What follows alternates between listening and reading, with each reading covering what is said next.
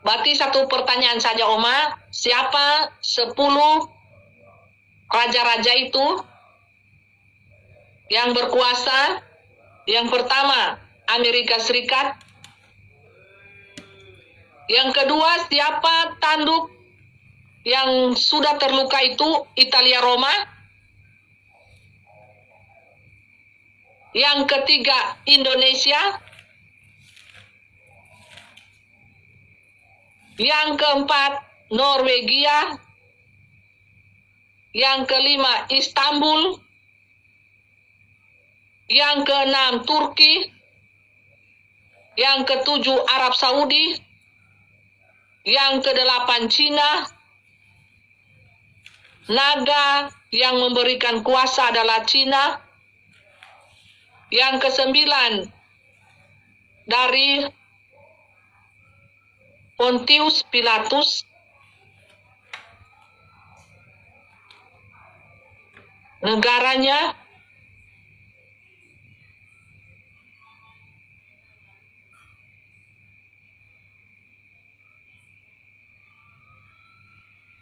Afghanistan. Yang ke-10,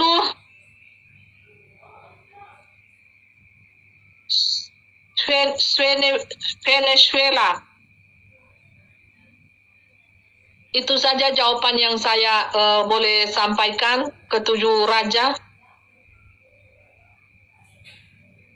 Dan binatang itu seperti yang Om Alim sudah katakan, itu sudah disimbol dan sudah ada di nyata. Makanya efek dari roh ini, efeknya ada di dunia nyata, teraplikasikan. Nanti semuanya akan terbuka. Itu memang PBB, ular, lambangnya WHO, semuanya sudah kita tahu, dan mereka memegang dunia, skala dunia, dan semua mereka pegang Bapak Ibu dari segi perekonomian, kesehatan, teknologi, karena iblis itu dibuang ke dunia, dan iblis itu memakai batang otak manusia, dan itulah yang iblis mau kontrol, batang otaknya manusia. Makanya mau ditanam chip lah, mau dikasih cairan inilah, tapi kedepannya yang ditanam chip itu hanya orang-orang tertentu, ya, yang mempelai lihat, hanya toko-toko dunia saja yang ditanam chip, tapi orang-orang penting lah, kayak selebriti, orang-orang penting. Tapi kalau orang-orang biasa itu bukan chip yang mereka tanam, tetapi hanya disuntik cairan saja, mengalir ke otak, jadi gila Bapak Ibu. Tidak sadar lagi keluar dari gedung itu. Nah, jadi kita sudah ada di Bapak Ibu di 7 tahun ini, karena ini dipercepat Bapak Ibu ya. Bukan apa Bapak Ibu, sekarang ini habis baku habis ya. Habis baku habis. Mengapa habis baku habis ini ceritanya? Karena saya bertahan sampai di pengubahan tubuh supranatural ilahi. Saya tidak lagi mengingat siapa-siapa mereka yang lelet, jalannya lelet, imannya lelet kepada Tuhan yang tidak sungguh-sungguh.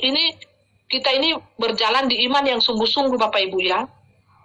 Kita harus berjalan di iman yang sungguh-sungguh.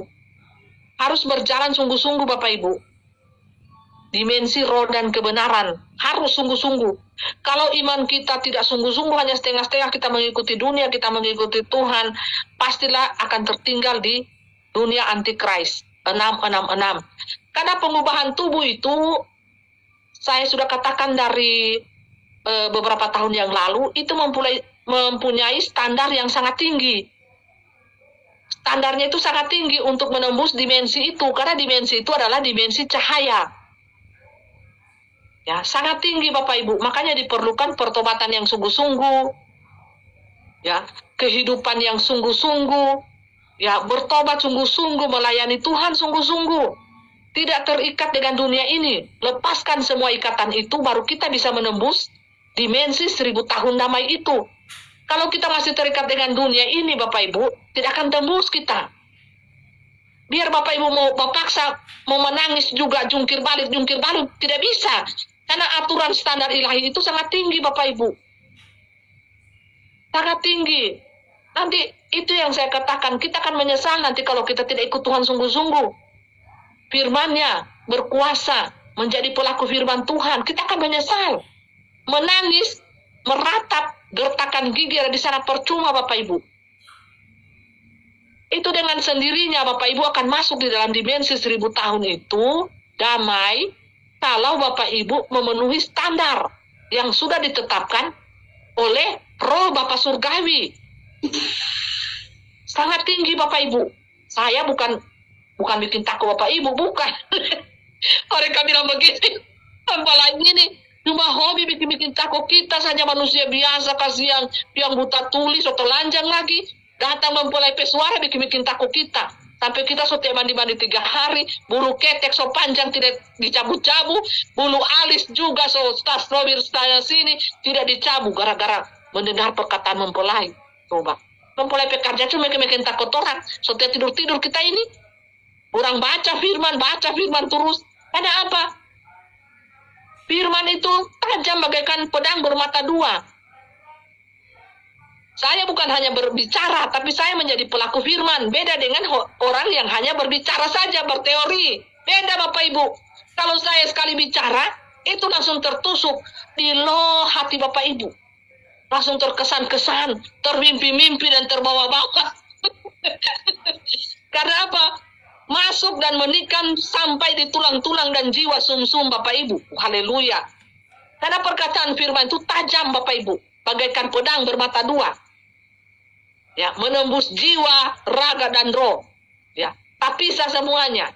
Oh, haleluya. Jadi Bapak Ibu, sekarang ini hanya Bapak Yahweh saja yang tahu Bapak Ibu, kapan pengubahan tubuh supranatural itu terjadi. Pengubahan tubuh itu terjadinya hitungan detik. Setiap orang beda-beda. Setiap orang beda-beda. Bapak Ibu yang tidak terjadi pengubahan tubuh, berarti tandanya Bapak Ibu ada di dunia antikris. 666 ini. Yang dunia ini yang kita sementara nikmati ini. Bapak Ibu bisa kongko-kongko di mall, ngopi-ngopi di Starbucks, makan-makan di mall, diam sekedar berjalan-jalan, bersenang-senang, itu dunia 66 semuanya ya. Kalau dunia lain, dunia roh dan dimensi roh dan kebenaran itu spiritual, dunia tingkat lebih tinggi dan tinggi Bapak Ibu, itu dunia cahaya. Yang bisa menembus itu adalah manusia-manusia cahaya. Yang sudah masuk ke situ, rohnya itu sudah berproses dari zaman ke zaman. Zaman lalu dia ini jadi apa? Nah, kalau saya kan Bapak Ibu sudah tahu roh saya. Bapak Ibu sendiri yang duluan tahu ya. Saya dulu zaman ini jadi apa? Sampai diproses Tuhan, sampai zaman ini jadi apa? Jadilah manusia, pelaku-pelaku firman Tuhan, yang excellent, makanya ajaran saya di tingkat tinggi. Jadi pelaku firman, ya Bapak Ibu. Ya, jadi manusia yang baik, super baik, kasih penuh cinta, siapapun, tidak memandang agama, suku, ras, dan bangsa. Semua agama Tuhan cinta, semua suku ras Tuhan cinta. Ya, karena kita adalah anak-anak Tuhan. Nah,